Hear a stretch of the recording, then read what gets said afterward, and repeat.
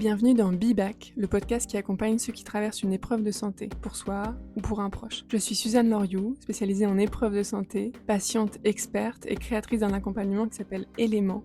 Pourquoi je fais ça? Parce que j'ai vécu une épreuve de santé enfant, une opération de la colonne vertébrale, et c'est ce vécu qui nourrit aujourd'hui mon engagement, transmettre tout ce que j'aurais aimé savoir à votre place, parce que la vérité c'est qu'une épreuve de santé, on n'y est jamais préparé et ça nous tombe dessus. Dans ce podcast, vous découvrirez des témoignages de résilience, de familles, de petits, de grands qui ont traversé ce chemin. Des partages d'outils concrets et de pratiques pour vous aider à surmonter les moments difficiles, les douleurs, les grandes peurs, et des formats d'interviews croisés avec des professionnels de santé pour multiplier les regards sur ce que nous vivons tous et pour lequel on n'est jamais vraiment préparé. Chaque épisode est une invitation à découvrir des ressources, des histoires et des conseils pour traverser cette période avec plus de confiance, de compréhension et de résilience. Et voilà, bonjour à tous, bienvenue Mylène pour ce dernier épisode de notre série des relations guérisseuses. Comment ça va? Je vais très bien, je suis très heureuse d'être là. Et toi? Oui. Bah ça va, écoute, je suis contente. En vrai, j'attendais, je me languissais de ce dernier épisode. Hmm. On parlait depuis le début de différentes relations, des relations avec l'équipe médicale, des relations avec son corps, etc.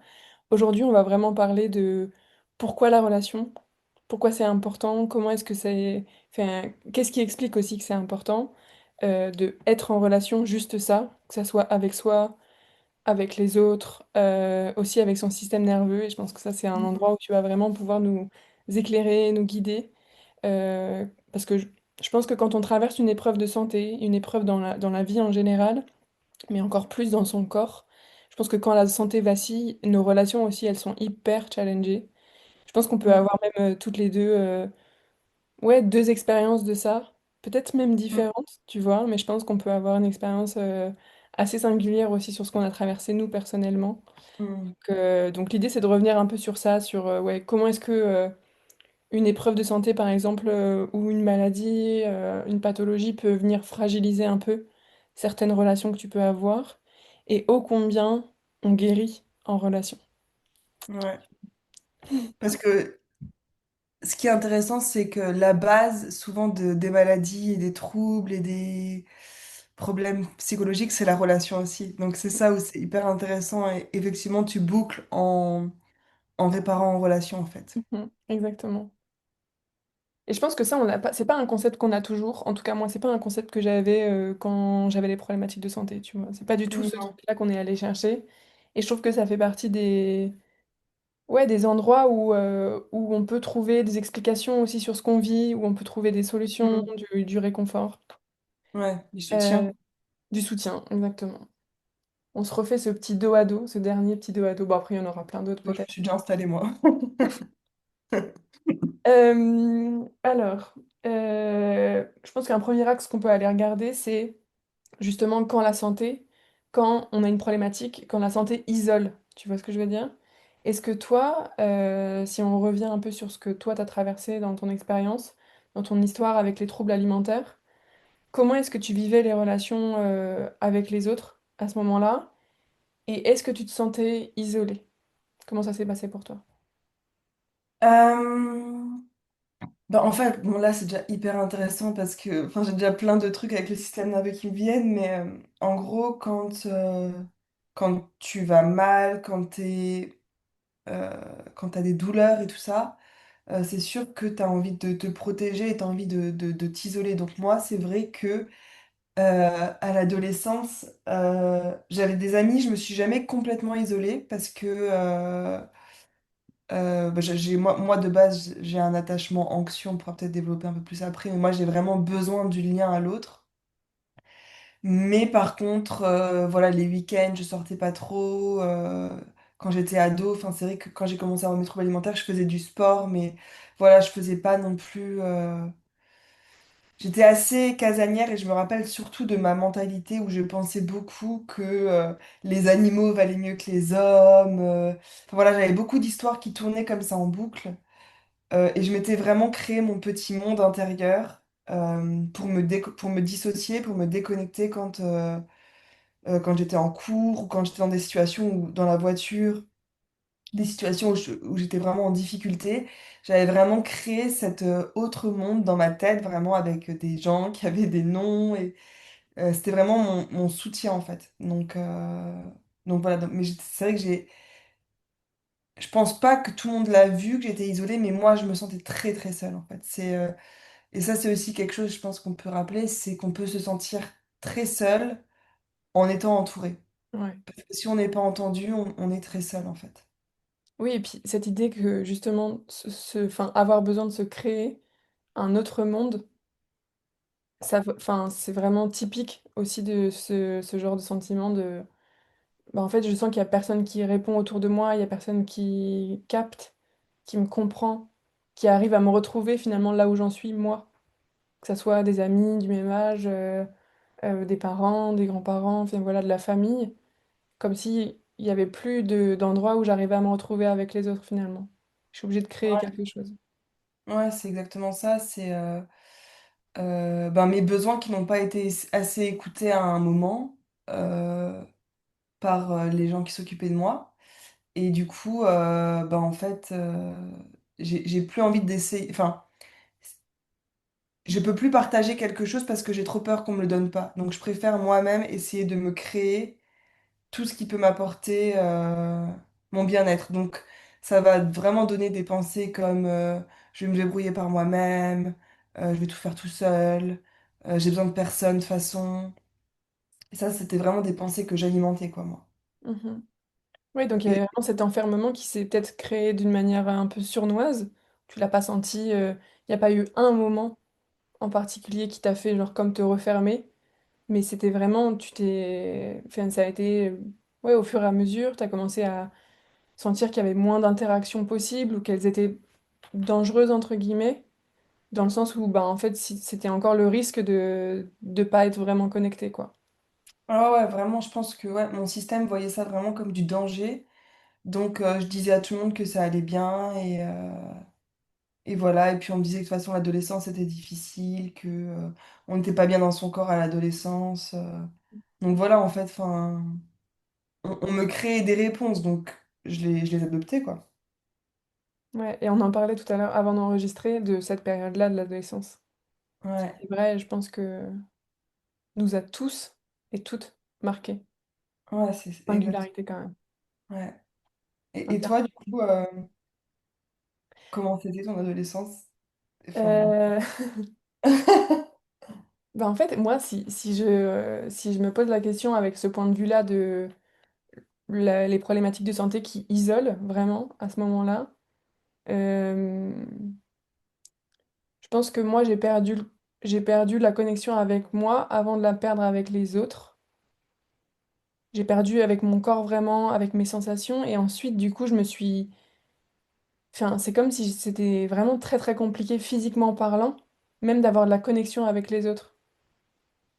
Sans parler créer des relations, etc., d'avoir des relations, mais juste dans la physique des choses, c'était difficile, notamment par rapport au corset, tu vois, genre, en fait, j'étais complètement enfermée dans mon bout de plastique, et du coup, tout ce qui était sensitif était complètement différent, donc on est quand même beaucoup dans notre corps quand on est dans nos jeunes années, je trouve, et en fait, c'est comme si j'avais plus la capacité d'interagir. J'avais plus la capacité d'aller vers l'extérieur de moi. Et du coup, ça a impacté beaucoup mes relations. Euh, enfin, je faisais plus de câlins, par exemple. Et c'était devenu très inconfortable de faire des câlins, que ce soit avec mes proches ou avec des amis, etc. Enfin, ça peut paraître un peu anecdotique dit comme ça, mais en fait, ça forge toute une manière d'être en relation, en fait. Alors depuis, je me venge bien. Maintenant, je fais plein de câlins. Et ouais, j'allais dire, j'impose des câlins à toute ma famille, etc. Mais j'ai commencé à vraiment réintégrer le câlin. Et ça a vraiment forgé ma manière de faire et d'être en relation. Et puis, je pense qu'il y a une autre chose qu'on peut dire sur ça, c'est que pour le coup, moi, la maladie, elle m'a isolée géographiquement aussi des autres. Parce que j'ai dû être à l'hôpital. Donc j'étais pas... moi je viens d'un tout petit village, donc j'ai dû quitter mon petit village, mon collège, tous mes amis. pour être ailleurs avec des gens complètement différents pendant des mois. Donc ça, automatiquement, ça isole déjà de fait. Mm. Et puis quand on revient dans cette vie normale, dans la vraie vie, ben il n'y a plus jamais rien qui est la même chose en fait. Donc moi, Mm. je pense que j'ai perdu beaucoup de d'amis, beaucoup de connexions parce que j'étais différente, parce que ce que je vivais n'était pas ce que eux vivaient dans leur quotidien. Et puis oui, enfin, ouais, franchement, on n'est pas sans rappeler qu'au collège, on est quand même super difficile aussi et que ce qu'on traverse tous, je pense que c'est difficile, alors que les gens aient un peu de place pour penser à ce que toi tu vis. Enfin, genre, il y a personne, j'ai pas eu l'impression qu'il y a personne qui avait vraiment compris ce que moi j'avais traversé. Et, Mm. euh, et ouais, je pense que j'étais assez surprise quand même au collège en revenant que la vie ait continué comme ça pour eux. Tu vois ce que je veux dire? Ouais, Et du tout à coup, fait. genre, c'est drôle, je perds ma voix du coup. Et hyper, ouais, c'était hyper traumatisant en fait d'avoir perdu toutes les connexions, tous ses amis. Alors ils étaient là, ils étaient encore là, mais la connexion, elle était complètement différente. Il n'y a plus jamais eu d'ailleurs une connexion comme c'était avant, une connexion de d'enfant, j'allais dire. Ouais, ouais. Ouais, le jeu, un peu tout ce qui passe par le jeu Ouais. et la facilité des connexions, je trouve.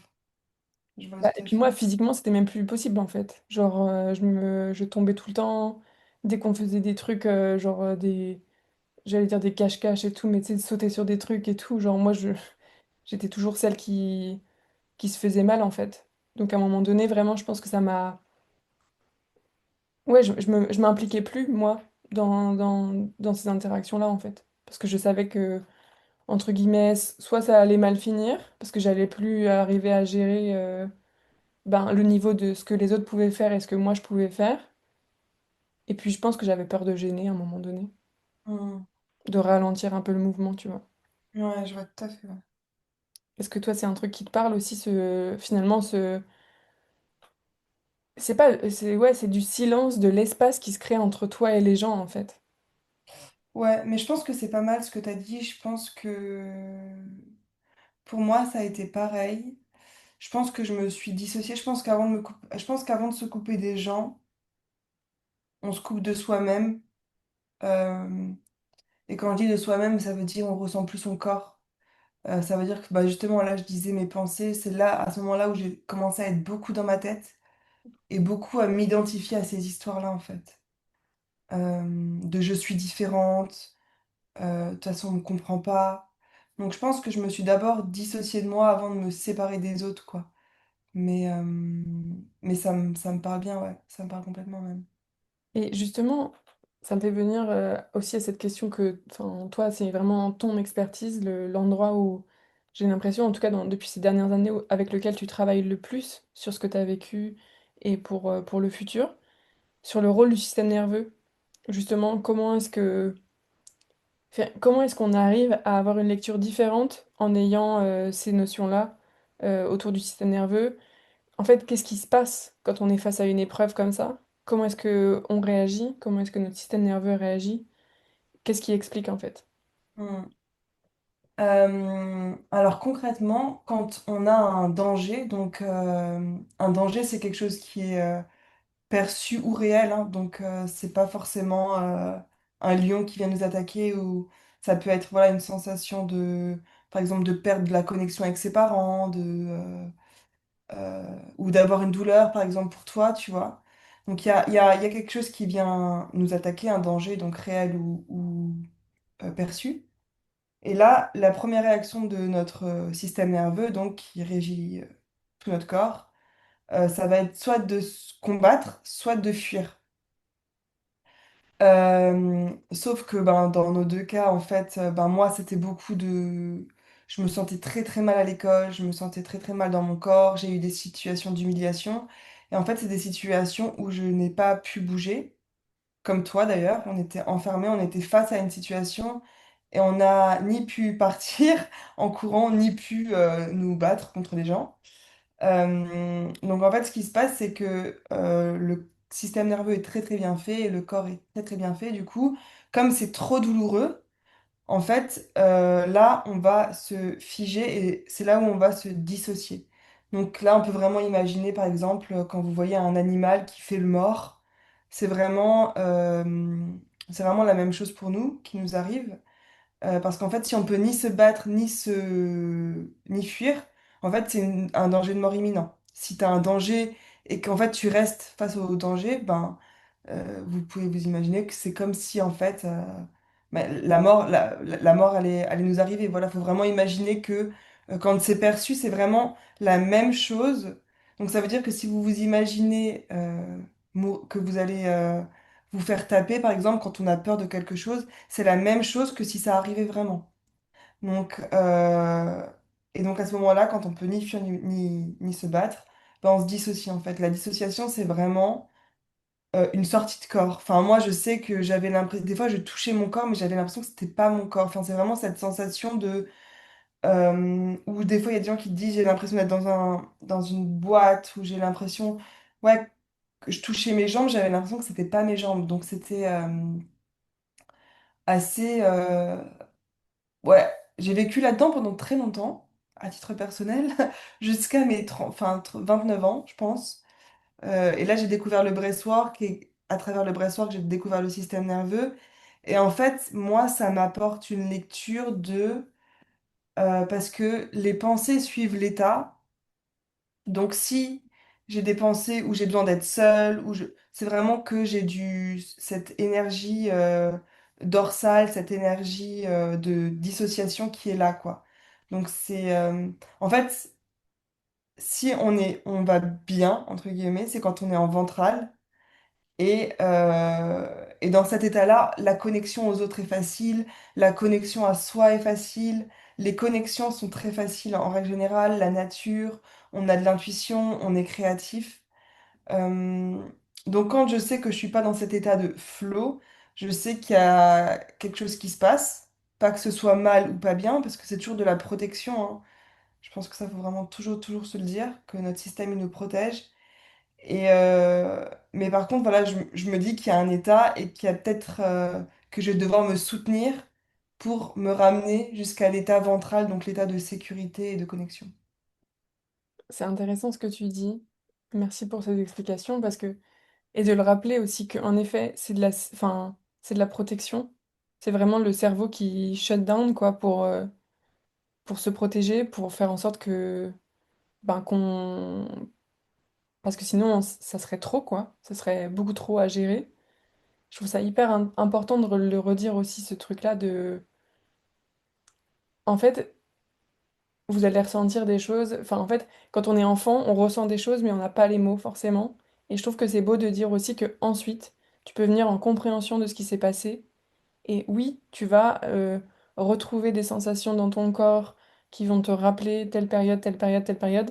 Mais à ces endroits-là, tu auras les outils, tu auras la capacité finalement pour aller regarder les choses différemment. Et je trouve que le Mm. breathwork, enfin, en fait, ta rencontre avec le breathwork, c'était un peu ce début du chemin, quoi. C'était ce début du chemin, ben, quand je me suis rendu compte vraiment que j'avais du mal que ça me faisait peur. J'avais peur de rester allongée pendant 1 heure à respirer. Et là, je me suis dit qu'il y avait quand même quelque chose que je pouvais aller explorer là-dedans, quoi. Et pendant ma formation de breathwork, du coup, on a eu un module sur le système nerveux. Et du coup, enfin voilà, le système nerveux, les traumas, et ça, je pense que c'est vraiment très important. De... Il y a des moments, il y a des choses qui nous sont arrivées, même étant tout petit, même étant tout bébé, qui ont des répercussions sur notre vie d'adulte, sur notre vie d'ado, sur notre vie d'adulte. Et c'est pas, des fois on me dit, ah mais c'est remuer les cadavres du passé ou des choses comme ça, mais c'est pas ça la question. La question, c'est vraiment juste d'arriver à mieux vivre et de mieux comprendre. Parce que quand on est enfant et qu'on se sent bloqué, c'est tragique en fait. Un enfant, même un chien, hein, vous le voyez, hein, moi je vois ma chienne, elle rencontre un autre chien, elle se secoue après. Elle a peur, elle se secoue. Je lui dis qu'elle a mal fait quelque chose, elle se secoue. En fait, les énergies doivent sortir. Et nous, il y a des moments dans notre vie où ces énergies, on les a gardées à l'intérieur. Donc, faut imaginer, hein, enfin, garder une énergie à l'intérieur, c'est pas anodin. Une énergie de vie, quand vous voyez, je sais pas, ce que font des mamans, par exemple, pour sauver leur bébé. Enfin, ça, faut vous imaginer que réprimer un truc comme ça, c'est énorme, quoi. Enfin, le corps, ça lui coûte vraiment beaucoup d'énergie et tout ce que vous avez réprimé, ça va vraiment donner envie à votre système nerveux, en fait, de se dissocier parce que c'est trop. Et étant petit, c'était trop. Euh, des fois, on oublie que les enfants, c'est des enfants et que à 3 ans, en fait, ben non, à 3 ans, on peut pas comprendre ce qu'un adulte de 50 ans ou de 30 ans comprend. À 3 ans, on n'a aucune capacité. Enfin, Du coup, en fait, on essaye de faire grandir les enfants trop vite et en fait, pour eux, c'est trop. Il y a trop d'infos ou pas assez de câlins, pas assez de soutien. Ben, on se dissocie tout simplement. Ouais, on peut très vite finalement être envahi par ses émotions et tourner en Mm. boucle avec des pensées, etc. quand on est Et enfant, être seul, en ado. fait. Ouais. Parce que Et quand on commence à être avec les pensées et être seul, ça peut être très, très traumatisant. Si on nous aide pas à sortir de la boucle, en fait. mm, C'est ça le pire. ça, je pense que ça nous parle pas mal à toutes les deux aussi. Ça va parler à beaucoup de gens. Ouais. Ces boucles-là qu'on s'est fait quand on était plus jeune, parce qu'on ne comprenait pas et qu'on avait besoin finalement de combler les espaces où il n'y avait pas de compréhension, ou enfin, on avait besoin de sécurité en fait. Donc on l'a créé d'une manière ou d'une autre. Et c'est vrai que tout ce qui est autour des croyances, c'est aussi des croyances de protection qu'on a pu avoir. Moi, je t'ai déjà raconté ce truc de quand j'étais ado, je me disais souvent, ok, il y a un jour ça va et il y a un jour ça va pas. Et du coup, j'étais toujours dans cette boucle-là. Et je me souviens quand je rentrais de l'école, chaque jour à pied, je me disais, ok, aujourd'hui c'était une bonne journée, oh mince, demain ça va être horrible. Et quand les jours étaient pas bien, je me disais, ok, aujourd'hui c'était vraiment difficile, bon bah demain je vais avoir un peu de répit. Et en fait, je me suis vraiment construite là-dedans. Et c'est aussi parce qu'il n'y avait pas d'espace de... Enfin, il y avait une telle insécurité que j'ai dû combler, même par mes pensées en fait, par mes croyances fondamentales, ce qu'allait être ma vie, ce qu'allait être mon quotidien pour créer un peu de connu, quoi. Ouais, de cadré, finalement. Ouais, ouais, parce que ça, on a vraiment besoin, le système nerveux aussi, il a vraiment besoin de savoir, surtout quand on est enfant. Les enfants, ils aiment bien savoir tout ce qui va se passer, et ça, c'est vraiment effectivement hyper important Ouais, qu'il y ait un cadre, en fait, exactement. Et les pensées peuvent aussi induire un état du système nerveux, quoi. Mais c'est Ça, ça ça. que je trouve intéressant, c'est qu'en fait, prêter attention au corps et prêter attention aux pensées, c'est deux mouvements hyper importants et qui coïncident quand on fait le travail sur le système nerveux. Parce qu'on se rend compte vraiment que tout est lié, et comme tu disais, les pensées précèdent l'état, ou... Non, l'état précède les pensées? Comment tu l'as tourné? Ouais, c'était ça. Mais les pensées peuvent aussi induire un état, tu vois. Mhm. En tout cas, ça fonctionne aussi, ou ça s'auto-alimente, quoi. Voilà. Mais c'est souvent que, en fait, là où je veux dire, c'est qu'on pense souvent du haut vers le bas, c'est-à-dire que c'est notre tête qui va contrôler notre corps, c'est notre tête qui va vraiment dire. Alors que si on arrive vraiment enfin, ouais, renverser les croyances et à se dire, en fait, non, je pars de mon corps pour comprendre des choses, c'est beaucoup plus intéressant parce que le corps, en fait, et ça, toi, tu connais aussi, parce que tu travailles aussi beaucoup avec le subconscient, mais le corps, c'est un peu le subconscient. Donc, c'est 80% et vraiment la tête, c'est 20%. Donc, ça va coûter beaucoup plus d'énergie d'essayer de faire changer quelque chose avec la tête que d'essayer de le ressentir par le corps. Mhm. Par contre, on est beaucoup moins habitué à faire ce travail-là parce que ben, nos parents, souvent, l'ont pas fait. Ils sont pas du tout là-dedans. Mais quand on arrive à être avec ces sensations, là, il y a beaucoup de choses qui se passent, ouais. Ce que tu dis derrière, c'est accepter de ressentir.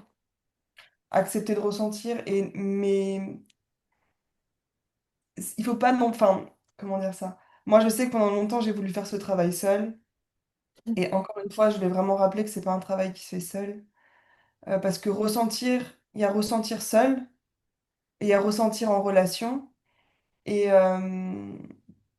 moi, là, en ce moment, je suis dans un gros process avec ma thérapeute aussi de ressentir certaines choses qui sont encore pour moi difficiles dans la relation et je m'autorise pas du tout dans la relation, par exemple, et je m'y autorise seule, mais dans la relation, c'est très très compliqué pour moi de m'y autoriser, quoi. Donc, euh, donc je trouve que c'est vraiment hyper important de rappeler ça, que on est vraiment là. on est des êtres sociaux et que même dans ces moments où on a l'impression, ça veut pas dire qu'il faut pas prendre de temps pour soi seul, mais c'est juste, enfin voilà, il y a une demi-mesure à trouver entre je fais tout seul et je fais des choses seul pour moi une heure par jour et après voilà, j'ai facilité quand même à aller voir les autres, quoi. Mhm. Oui, je pense qu'on peut marcher sur son chemin et quand même demander de l'aide. Il n'y a rien qui est incompatible en fait. Non, pas du tout. Exactement. Et je trouve ça beau de... Oui, tout l'aspect de guérir en relation, vraiment cette idée de... Mais justement, comment est-ce que toi, t'arriverais à expliquer? Comment est-ce que tu expliquerais, alors que ça soit à même des ados, tu vois, même si tu devais par exemple imaginer expliquer à la petite Mylène que t'étais, pourquoi c'est important, enfin, pourquoi c'est important de guérir en relation, pourquoi c'est important la relation, et comment est-ce qu'elle est importante, comment est-ce qu'elle peut te soutenir? Euh, déjà, vraiment, je vais me répéter, mais profondément, on n'est pas des êtres qui doivent vivre seuls. Enfin, je sais pas si tout le monde a vu le film Into the Wild, mais à la fin, vraiment, ces mots, c'est vraiment la vie mérite d'être partagée, quoi. Et, euh, et c'est pas que un truc de partager les bons moments ou voilà Enfin, c'est vraiment, en fait, fondamentalement, notre système nerveux, au niveau vraiment physiologique, n'est pas fait pour être seul, dans le sens où euh, on se régule les uns les autres. Moi, par exemple, je te partageais un petit peu, enfin, tu vois, avant, j'étais un peu down ce matin, voilà, je sentais que j'avais vraiment cette énergie de sympathique, mais je sais très bien que quand je partage avec les gens, euh, je sais qu'il y a cette régulation qui se fait avec de l'un à l'autre. Et en fait, ça, c'est vraiment hyper important d'en avoir conscience parce que c'est très guérisseur, en fait. De se dire, plutôt que de se dire, parce qu'en fait, les pensées, quand on est dans cet état-là, ça va être, je suis seule, je vais rester seule, je vais faire mes trucs seule. Alors que si tu fais un truc avec quelqu'un, ben, cette personne, elle va te remonter dans l'échelle polyvagale. Et ça va vraiment pouvoir te ramener à un état de sécurité à nouveau. Parce qu'en fait, le fait de vouloir être seul, c'est juste le fait qu'il y a trop d'insécurité à un moment donné. Et le fait de parler des fois juste avec quelqu'un, avec une amie, ou de faire un câlin à quelqu'un avec qui on se sent vraiment bien en sécurité, ça va vraiment pouvoir ramener, ça va vraiment ramener de la sécurité, ça va vraiment pouvoir changer notre journée en fait. Mhm. Et ça, je pense que c'est hyper important. Surtout les jours où on se lève du mauvais pied ou qu'on se sent vraiment pas bien. C'est vraiment ces jours-là où particulièrement euh, ça va être intéressant d'aller voir des gens, mais surtout des gens avec qui on se sent bien, hein, pas n'importe qui, ou des thérapeutes, ou vraiment des gens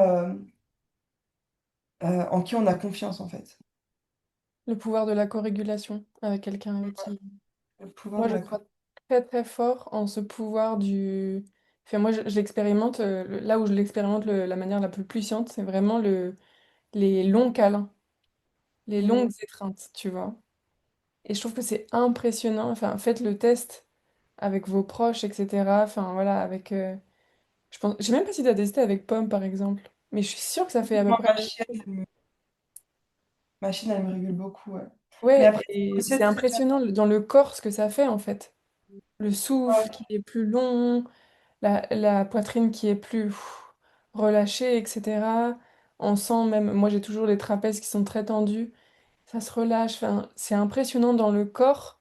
Et en effet, en fait, cette co-régulation par l'étreinte, ouais, par le câlin, je trouve que ensuite tu le vois direct, l'impact, enfin l'effet bénéfique sur tes pensées, sur Mm. la sécurité, le niveau de sécurité dans lequel tu es. Et du coup, aussi ton niveau d'action après. Enfin, tu vois, ton niveau d'action dans le monde, de faire. En fait, c'est vraiment l'être qui permet d'avoir un faire ensuite, quoi. Ouais, exactement.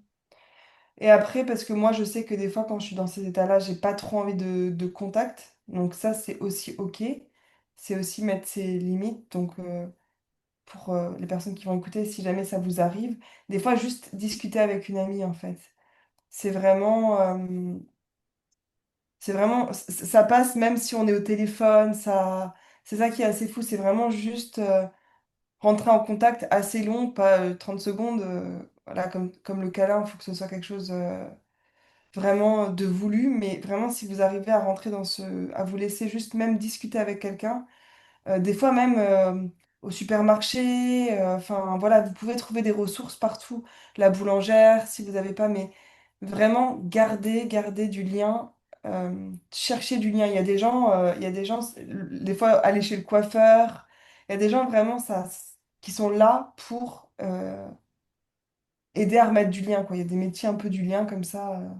C'est hyper intéressant et effectivement, ce que tu disais, c'est vraiment l'invitation, ça va vraiment être d'essayer d'observer le plus ses sensations.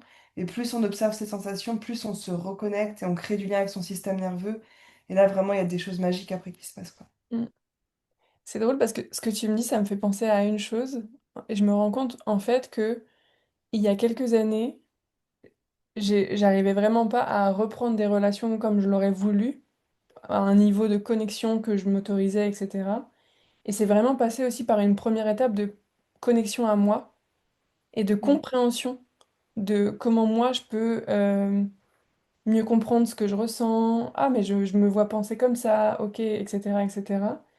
Et en fait, enfin, tu vois, le, comme tu disais, l'observation des ressources, etc.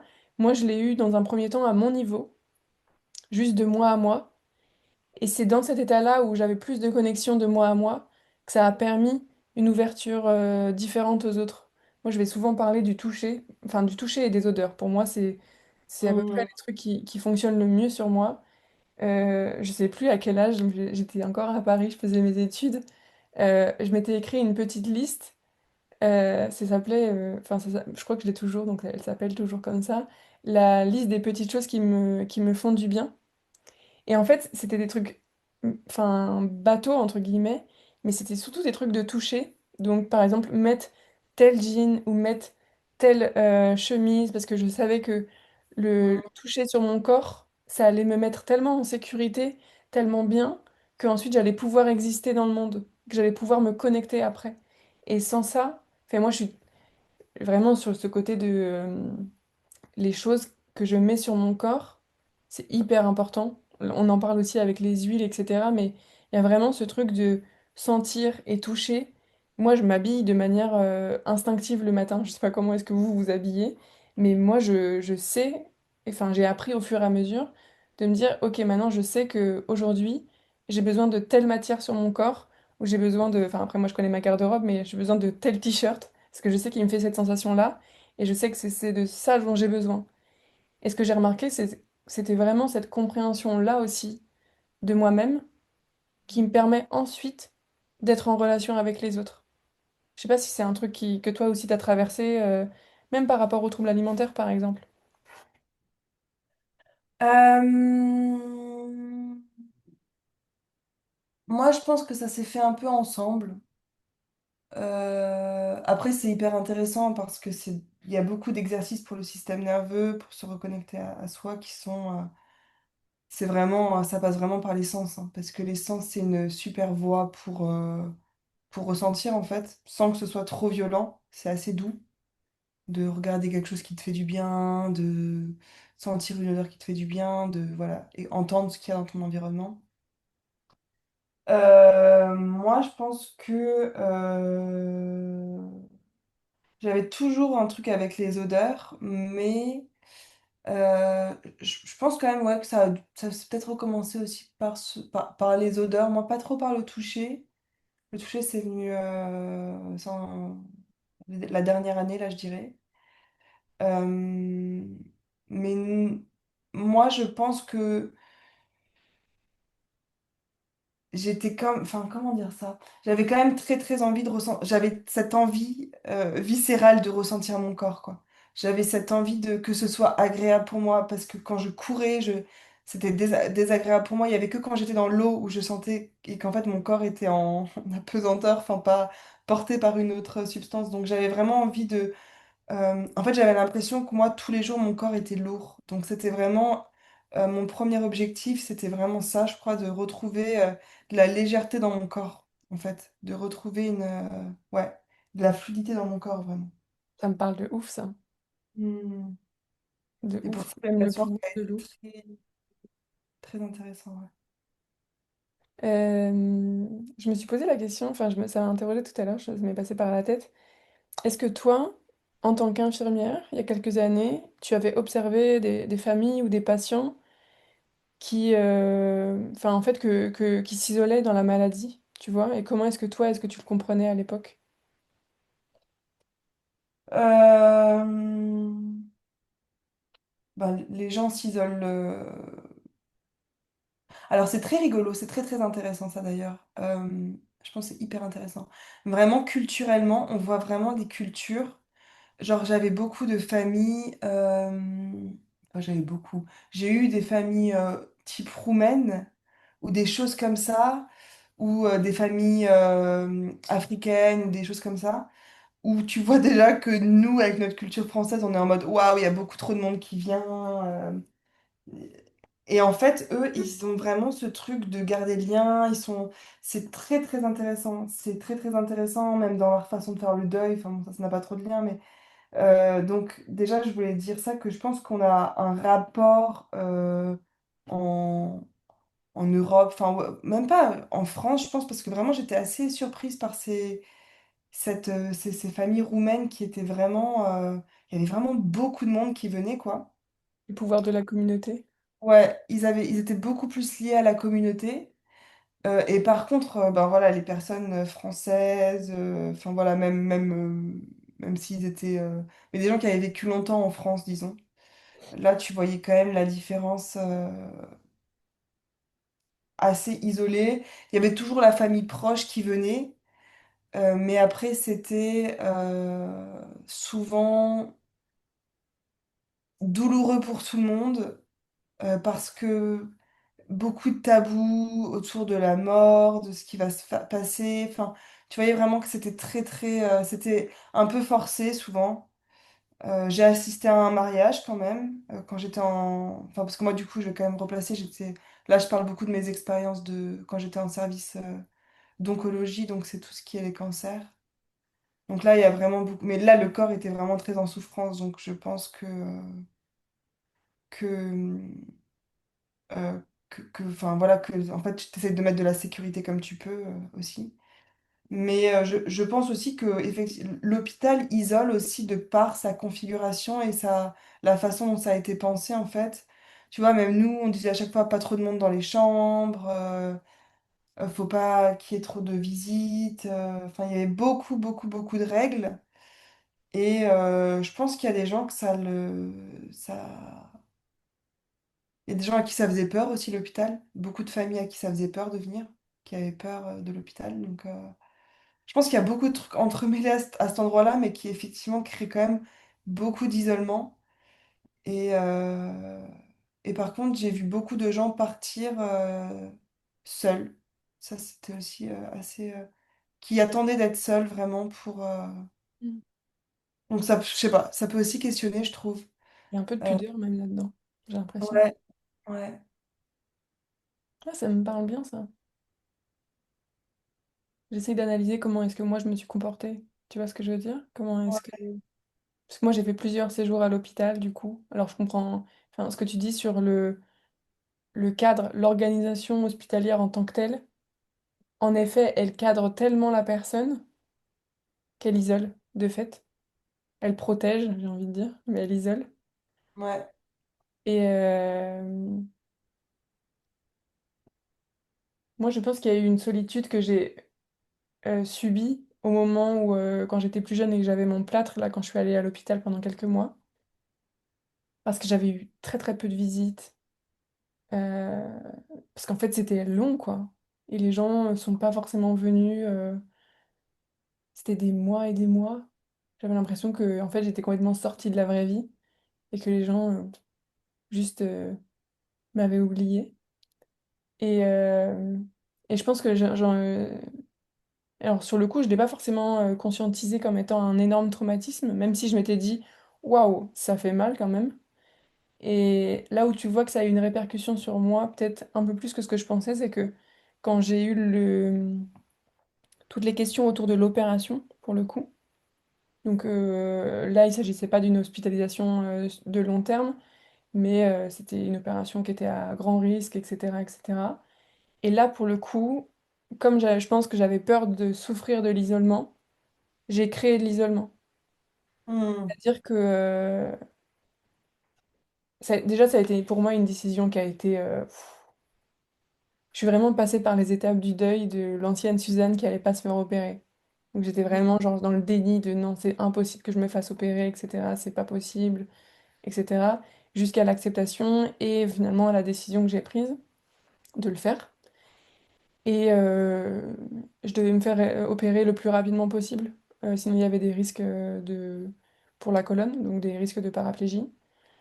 Et, euh, et en fait, ce que je me rends compte, c'est que tout au long des mois qu'il a fallu attendre, je pense qu'il y a eu à peu près 7-8 mois entre le moment où on m'a parlé de l'opération et le moment où je me suis fait opérer, ben j'ai fait table rase de toute ma vie. Toute ma vie.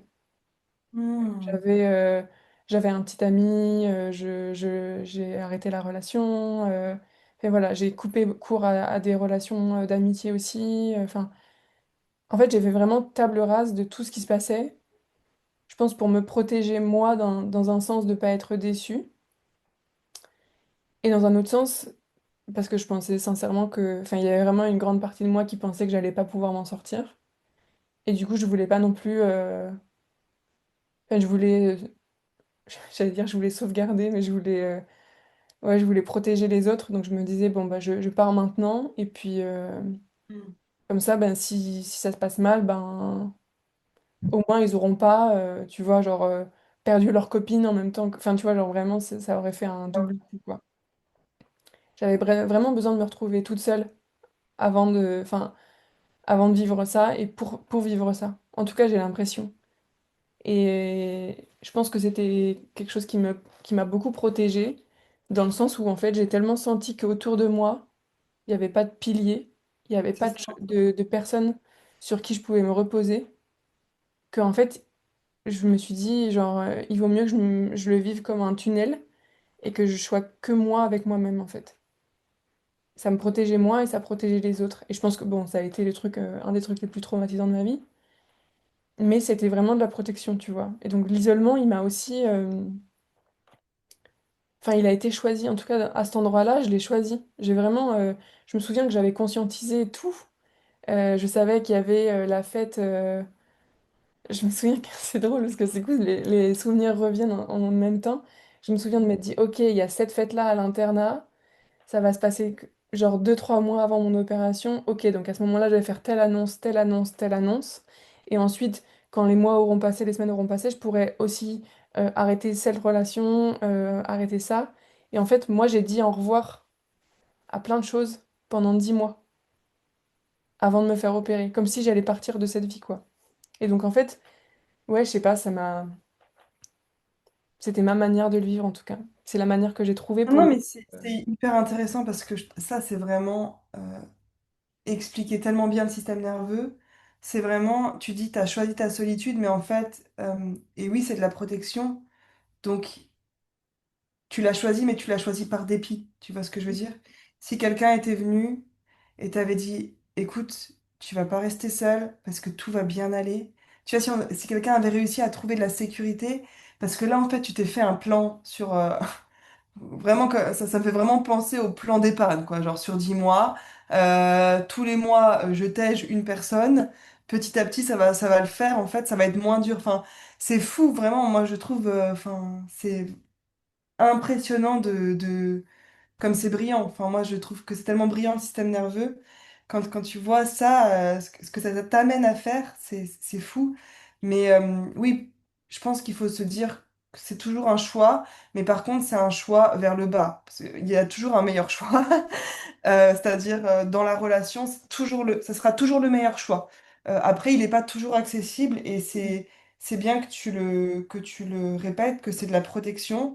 Donc, faut pas se blâmer, quoi. Ça, c'est vraiment très, très important.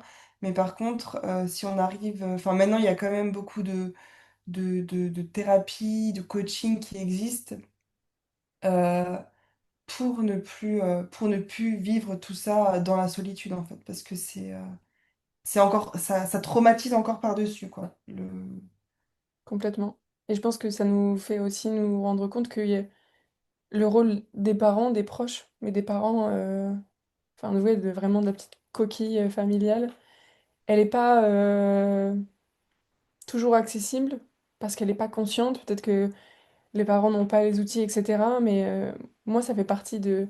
Enfin, tu vois, un des choix que j'ai fait quand j'ai commencé à accompagner, notamment les enfants qui se faisaient opérer du dos comme moi, ça a été vraiment de penser les choses en famille et d'avoir aussi des temps avec les parents. Parce qu'en fait, il y a aussi cette, j'allais dire inconscience, mais enfin, tu vois, c'est vraiment ce truc de, ben, je sens que j'arrive pas à...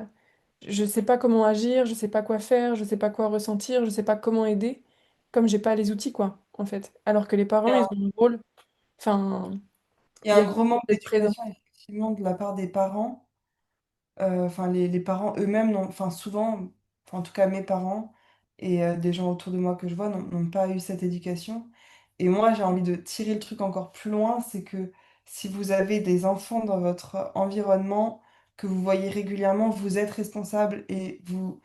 Enfin, maintenant, je pense qu'au bout d'un moment, c'est en tant qu'adulte prendre la responsabilité de je m'éduque là-dessus parce que c'est important, en fait. euh, pour les sociétés, enfin pour la vie à venir, en fait, pour les enfants, pour comment tout va se développer. Les enfants, c'est ce qui bâtissent, c'est le futur en fait à chaque fois. Donc on est vraiment là pour prendre soin des enfants. Et ça, je m'en rends de plus en plus compte. Là, par exemple, en février, je vais vraiment aller aider une amie qui va avoir un bébé. Enfin, c'est vraiment hyper important parce que dans les premiers mois, dans les premières années, il y a tellement de choses qui se passent. Et je pense vraiment que c'est ouais, qu'on prenne tous la responsabilité de se former pour un monde meilleur, en fait. Même si nous, on veut pas d'enfants, c'est une chose, mais si, voilà, votre sœur, votre ami, si des gens ont des enfants autour de vous, vraiment, éduquez-vous là-dessus, éduquez vos amis, enfin, c'est vraiment, parlez-en, en fait. Euh, Pas que d'autres enfants se retrouvent seuls, enfin, moi, c'est vraiment, je trouve que c'est hyper important et je trouve ça hyper bien, toi, dans ton travail, ce que tu fais, c'est vraiment retisser des liens, retisser de la sécurité dans la famille. Parce que ça, enfin, vraiment, la communauté, Mm. c'est tout ce qu'on a. Enfin, voilà. Et si vous n'avez pas de famille, voilà, vous trouvez des amis, inscrivez-vous dans des groupes. Enfin, vraiment, c'est vraiment se créer sa communauté si on veut pas, si on est plus proche de sa famille. C'est Ouais, et moi, ce que j'ai expérimenté, moi, je pense que tout est renégociable en termes de relations. Alors, on peut tous avoir un avis sur ça, mais en tout cas, moi, au fur et à mesure des années, ma foi a plus que grandi, et pourtant, je sors d'une enfance qui est vraiment pas des plus linéaires, des plus lisses. Mais ce que je remarque, c'est que le fait d'avoir des relations avec des tierces personnes, des gens que je connaissais pas forcément, comme tu dis, l'accompagnement, moi ça fait des années que enfin, j'ai toujours été suivie par une psy, des coachs, etc. Et en fait, je me suis rendu compte que c'était ce passage-là avec des gens que je ne connaissais pas, qui sont devenus vraiment des lumières dans ma vie, qui m'ont permis de trouver finalement mon chemin, en tout cas de marcher sur mon vrai chemin. Et c'est grâce à ces relations-là que j'ai choisi, qui étaient pas là avant que je naisse, etc., qui n'étaient pas de fait, qui n'étaient pas naturelles, entre guillemets, que j'ai pu retisser ensuite des liens avec ma famille. Enfin, moi, je le dis à beaucoup de gens à qui je parle aujourd'hui, enfin, dans mon présent, la relation que j'ai notamment avec ma maman, mais même avec mes grands-parents en ce moment, est juste, enfin, quand je vois de là où on vient, quand je vois comment est-ce que ça se passait, je peux vous assurer qu'on renégocie beaucoup de choses dans notre vie. Et je trouve ça hyper puissant de se dire, il y a toujours, il y aura toujours des marges de manœuvre, il y aura toujours des choses qui seront possibles. Bien sûr que les gens de notre famille ne sont pas les mêmes que nous et je crois que c'est pas nécessaire que ça soit le cas. Mais en fait, c'est tellement beau ensuite de retrouver des liens, de recréer des liens, Ouais, comme tu disais, c'est vraiment du tissage hein, pour moi. C'est vraiment de tous les jours, du quotidien, des petites choses à faire. Des fois, ça passe par la connexion en présence. Des fois, ça passe par aussi de la distance pour laisser de la place, pour laisser se faire les choses tout doucement. Et je trouve ça beau de se dire que, waouh, j'allais dire, la vie, ça marche. Mais ça, c'est ma phrase, quoi, genre, la vie, ça marche. Et pourtant, Je sais que c'est pas facile, mais ça marche. Ouais. Ça marche. Après, après si vous n'arrivez pas à retisser des liens avec, enfin voilà, comme nous avec, enfin moi mes parents c'est pareil, toi ta maman, tes grands-parents, parce qu'il faut aussi que l'autre ait envie de faire le pas, bien entendu, parce que c'est ça la relation, mais euh, mais voilà, se dire effectivement la vie ça marche et il y a d'autres, on peut toujours connecter, il y a toujours quelqu'un pour connecter. Vous n'êtes pas le seul aimant qui n'a pas Oui, de pôle d'opposé qui est d'activité. attractif, quoi. Ouais, vous avez forcément une personne, il y a forcément. Donc voilà, c'est y aller petit pas par petit pas et c'est très intéressant de reconstruire les relations et effectivement la thérapie et les tierces personnes aident beaucoup pour ça. Ouais, et puis c'est vraiment, je crois qu'il y a, en apprenant à se connaître, on apprend aussi qu'est-ce qu'on aime dans le lien avec les autres. Mm. Ah bah Et il y a tout ça, c'est que tes limites deviennent on dit souvent faut poser ses limites, mais au début, tu sais même pas ce que c'est tes limites. Et en fait, quand tu viens travailler avec ton système nerveux, avec tes ressentis, en fait, tes limites, elles émanent de toi au bout d'un moment, en fait. En fait, quand tu ressens ton corps, quand tu es fatigué, tu vas pas aller faire la fête jusqu'à quand tu ressens ton corps, t'as plus envie de te mettre une mine. Quand tu ressens ton corps, t'as plus envie de fumer parce que ça fait mal en fait. Ça fait physiquement mal en fait. C'est juste que quand on fait tout ça, on est déjà dissocié en fait. Quand on fait des comportements addictifs et tout, même la nourriture, en fait, c'est pas agréable en fait de faire ça. Donc, quand on est connecté à son corps, tes limites, elles se mettent tout seul, hein. Il y a pas besoin d'aller faire des exercices mentaux de qu'est-ce que j'aime, qu'est-ce que j'aime pas, ça vient vraiment à toi tout seul. Même les gens, ça on en a déjà beaucoup parlé avec toi, tu m'as dit que tu as vraiment eu ça aussi, vraiment une montée d'instinct, quoi. Il y a des gens, tu te dis non, c'est pas possible en fait, je sens que là ça bloque en fait. Ça bloque. Et en fait, au bout d'un moment, ben voilà, ton corps, tu l'écoutes et ça vient de lui-même, quoi. ouais. Il y a ce truc, au début, moi, c'était un gros sujet de savoir poser ses limites, même de comprendre le concept, enfin, à quoi ça sert, quoi. Qu'est-ce que c'est une limite, c'est quoi l'idée derrière, etc. Il y a un truc, au début, je me disais, mais en fait, c'est la meilleure manière de se retrouver seul, ce truc. Et en fait, je pense qu'il y a un truc qui m'a beaucoup apaisée sur sur ce sujet-là, c'était de se dire, poser ses limites, c'est pas faire partir les gens de sa vie, c'est permettre aussi aux bonnes personnes de pouvoir rester, en fait. Parce que sans ça, on construit des choses qui sont pas pérennes, qui sont pas viables, en fait, pour nous et pour l'autre. Et du coup, ben, ouais, c'est un cadeau qu'on s'offre et qu'on offre à l'autre, en fait. Mm. Faisant enfin, en tout cas, en allant regarder vers ces sujets-là. Mm. Exactement, exactement. Est-ce que tu as envie de nous partager, on a déjà pas mal dit de petits exemples, mais des petites pratiques pour s'aider ou même si on se met à la place d'un parent, par exemple, pour s'aider à reconnecter avec son enfant ou que lui-même se reconnecte avec lui, avec lui-même, avec son corps, ou qui peut-être qu'il réouvre un lien avec les autres aussi? Mm. Alors,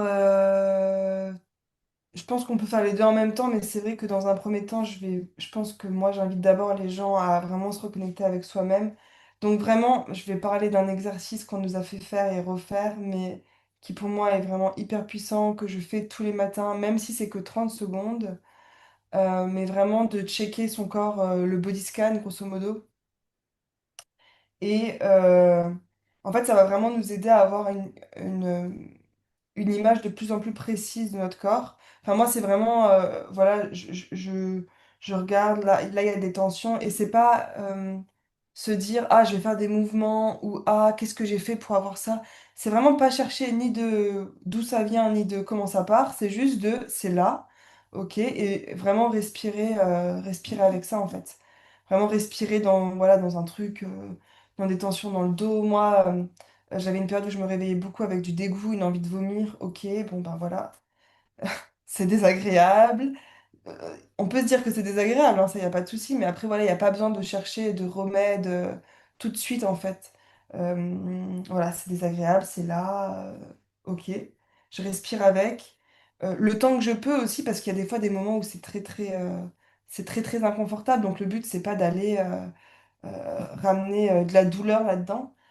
Quand c'est trop trop compliqué, ben, ce qui peut être intéressant, c'est de vraiment commencer ça, donc ça c'est un autre tips. Ça, je pense qu'en tant que parent, ça peut être hyper intéressant à trouver avec ses enfants. Ça peut être un peu comme un jeu, quoi, de comprendre ses ressources, le principe même de ressources, qu'elles soient intérieures, c'est-à-dire penser à un lieu qui nous fait du bien, se connecter à la lune, toucher les arbres, les huiles essentielles qui, toi et moi, nous servent beaucoup, la respiration, juste se toucher le corps. Enfin, il y a vraiment... En fait, avec les enfants, ce qui est fou, c'est que euh, s'ils sont pas encore dissociés, on va dire, eux, les solutions, ils les ont déjà toutes, et c'est très facile pour eux, en fait, de s'y connecter. C'est vraiment... En fait, vous avez juste à les observer et à rentrer dans leur jeu. Voilà, le matin, il a pas envie de s'habiller, il fait le lion, faites le lion avec. Enfin, voilà, vraiment observer.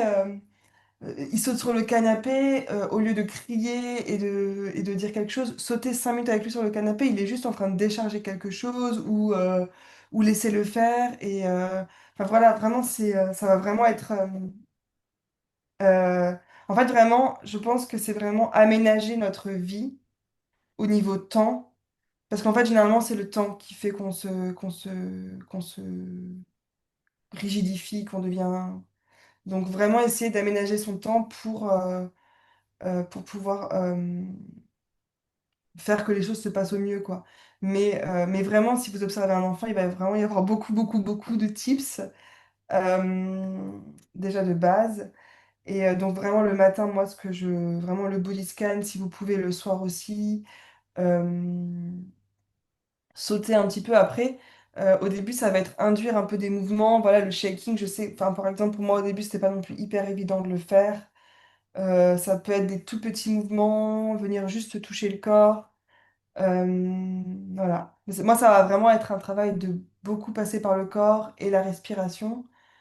Respirer en même temps qu'il y a des sensations désagréables. Et en fait, chaque moment où vous arrivez un petit peu plus à rester avec une sensation, c'est vraiment une victoire, quoi. Même si c'est 30 secondes. Et ça, on s'en rend vraiment pas compte parce que ça peut passer de 30 secondes à d'un coup après 5 minutes. Et imaginez-vous, 5 minutes, c'est énorme. Une émotion dure en règle générale pas plus de quelques minutes. Donc, en fait, si vous arrivez à rester 5 minutes avec une sensation, vous arrivez à ressentir une émotion presque d'un bout à l'autre, quoi, sans la bloquer. Donc, euh, donc vraiment, commencer par ça, je pense que c'est déjà un beau bout, sans Ouais. se, sans mettre trop d'un coup, quoi. Même si c'est vraiment que quelques secondes, ouais, c'est déjà énorme, je pense. Et je pense que c'est une bonne chose ce que tu dis, enfin ce que tu rappelles de ces petits bouts par petits bouts. Et en fait, il faut pas attendre que genre il y ait tel objectif qui soit réalisé avant telle date, etc. C'est vraiment la question enfin, et la beauté du processus, quoi. Être Ouais. au process, quoi. C'est vraiment ça. Et se rendre compte que, ah, on réagit différemment, on a plus de capacité dans ça. Même en tant que parent, on a plus de capacité d'attention, d'écoute. euh, Voir qu'on Moi, ma est... relation avec ma chienne été transformée. Avant, j'étais hyper énervée. Non, mais je m'énervais quand elle revenait pas. Maintenant, on a une relation.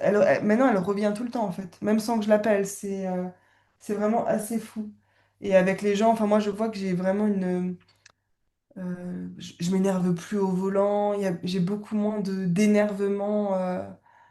Comme ça, de trop plein, quoi, qui viennent. Donc, effectivement, c'est vraiment petit bout par petit bout. Le système nerveux, c'est le plus, surtout, enfin, ouais, c'est un des plus vieux systèmes du corps. Donc, c'est pas avec la tête vraiment qu'on va changer tout ça. C'est vraiment pas du tout en se disant, allez, à la fin de l'année, maintenant, ça y est, je me sens bien. Il y a ma chienne, si vous la voyez sur l'image, qui veut faire sa petite intervention.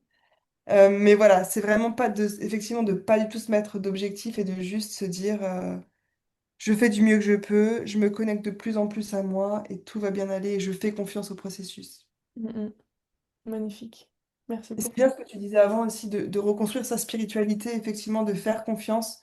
Je pense que Ça va aussi un peu avec le travail, mais ça sera encore un autre topic. Ouais, et je pense que c'est aussi quelque chose qui est de l'ordre du processus. Mm. C'est Ouais, c'est des choses, c'est du quotidien en tout cas. C'est du régulier, c'est... Ouais. ouais. Et mettez-vous des petits rituels par-ci par-là, c'est vraiment aidant. Ouais, et moi je trouve des rituels en lien. Enfin, un des trucs qui fonctionne le plus quand il y a une, euh, une relation qui est challengée, par exemple, entre des parents et des enfants, c'est vraiment recréer du lien avec un outil concret. Moi, franchement, ce qui fonctionne le plus avec les familles que j'accompagne depuis 1 an et demi, c'est ces petits roll d'huile essentielle qu'on vient mettre sous les pieds le matin, par exemple, ou sur les poignets avant d'aller à un rendez-vous médical. Ça, ça recrée de la sécurité, ça recrée de la connexion entre deux personnes qui souvent agissent, enfin, vivent un peu en parallèle, quoi, mais qui se rencontrent jamais. Ouais, Et du coup, en plus, c'est une médiation un peu neutre, tu vois, c'est quelque chose qui est, on se fait du bien, tout, enfin, ensemble, etc. Et franchement, enfin, moi, au début, je pensais pas que ça allait autant prendre dans les familles. Et en fait, je me rends compte que ça fait partie des rituels que ni l'enfant, ni les parents n'ont envie d'enlever. ouais, ouais. C'est des Mais petites choses c'est vrai simples que qui ont le un toucher, grand pouvoir, en fait. le toucher, c'est vraiment hyper important. C'est le premier sens qu'on a et c'est le dernier qui part. Exactement. Et c'est le J'ai toucher de soi à soi, de le toucher de soi à l'autre. Enfin, il y a vraiment plusieurs choses qui se passent. touché avec quelqu'un d'autre est très très puissant aussi, hein. Mais Mm. ouais, ouais, très très. Donc ouais, vraiment, ritualisez-vous, ne vous retenez pas en train de faire pipi, bâillez à grande bouche. Non mais vraiment, c'est des choses, en fait, on a tellement de règles dans la société qu'on vraiment on s'autorise plus à faire grand-chose. Et en fait, tout ça, genre je vais faire pipi une fois que j'ai... Oui, ça va pas, toi? Je vais faire pipi quand j'aurai fini ma to-do list ou... Non, non, on fait pipi dès qu'on sent qu'on a besoin de faire pipi, vraiment réécouter son corps au maximum. Et plus vous l'écoutez, plus il va vous donner de signes. Ça va Ouais. être Bah, encore une fois, c'est une relation avec son corps, hein. Donc c'est de la confiance qu'il faut créer au fur et à mesure. exactement recréer du lien avec son corps. Est-ce que s'il y avait vraiment quelque chose d'important que tu aimerais que les gens qui nous écoutent connaissent ou enfin voilà, ça serait quoi? Euh, Vraiment, ça serait ne restez pas seul. Faites des recherches sur le système nerveux ou faites-vous accompagner par quelqu'un qui est formé. Euh, Essayez de vous reconnecter tous les jours un peu avec votre corps, votre respiration. Et vraiment, petit à petit, tout petit bout, par tout petit bout, par tout petit bout. Et voilà, pas mettre de... Surtout dans des choses comme les addictions, les troubles alimentaires, enfin voilà, même euh, les gros challenges de santé. Vraiment, on y va tout doucement. Et puis, comme tu dis, on fait confiance au process. Et ouais, mais vraiment, on va petit pas par petit pas. Je pense que ça serait ça. C'était pas un seul point, mais c'est mes points Derrière, importants. c'est de comprendre que la vie, ça marche. Et la vie, ça marche. Ouais, ça, c'est une belle Ok. phrase. Merci, merci Milou. Merci à Et, toi. et à bientôt pour de nouvelles aventures. Exactement. Merci beaucoup pour l'invitation. C'était génial. Bye bye. Ciao.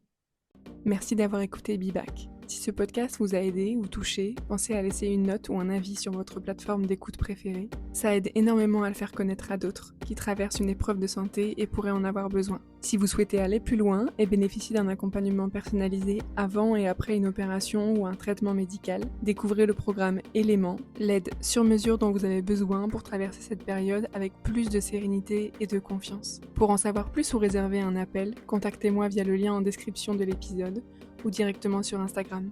Vous n'êtes pas seul, je suis là pour vous accompagner à chaque étape. À très bientôt dans Bibac.